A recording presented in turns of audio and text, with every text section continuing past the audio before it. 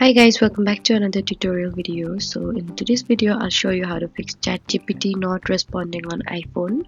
So if ChatGPT is stuck loading, not replying, freezing or showing errors on your iPhone, just follow these simple fixes. First, check your Wi-Fi connection. Make sure your Wi-Fi or mobile data is stable and working properly. If the connection seems weak, switch between Wi-Fi and mobile data and then try using ChatGPT again.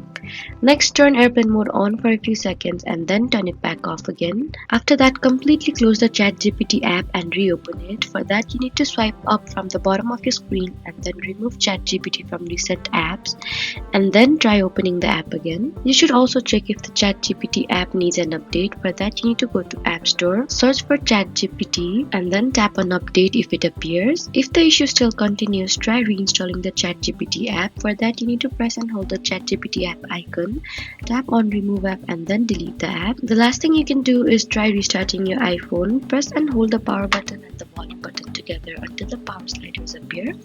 Slide to power off your iPhone, wait a few seconds and then turn it back on again. Lastly, the problem could be from ChatGPT's server. If the servers are down or under maintenance, the app may not respond properly.